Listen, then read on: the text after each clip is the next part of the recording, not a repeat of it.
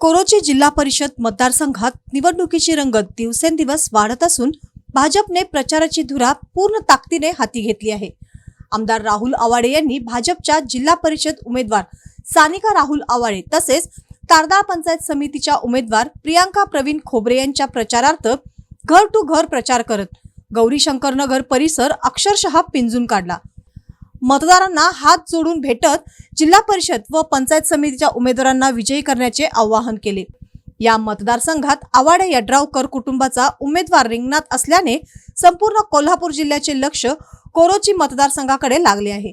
त्यामुळे या निवडणुकीला केवळ स्थानिक राजकारणातच नव्हे तर जिल्हास्तरीय राजकीय महत्त्व प्राप्त झाले आहे। आवाडे यड्रावकर कुटुंबियांनी या मतदारसंघात अक्षरशः तळ ठोकल्याचे चित्र दिसून येत आहे। कालपर्यंत प्रचार फेरी, पदयात्रा आणि सभांमधून दिसणारे आजी माजी आमदार तथा थेट घराघरात पोहोचत मतदारांशी संवाद साधताना दिसत आहेत। विशेष म्हणजे आमदार राहुल आवाडे यांनी दुचाकीवरून माळभाग पिंजून काढत प्रचार केल्याने कार्यकर्त्यांमध्ये नवचैतन्य संचारले आहे।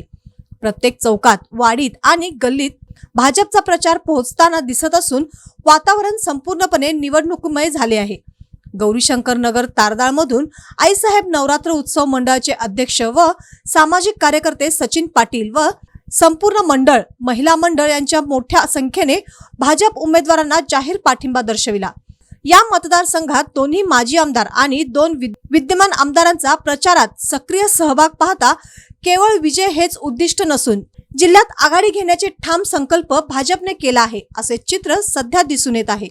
कोरोची मतदारसंघातील ही लढत दिवसेंदिवस अधिक चुरशीची होत असून निकालाकडे संपूर्ण जिल्ह्याचे लक्ष लागले आहे।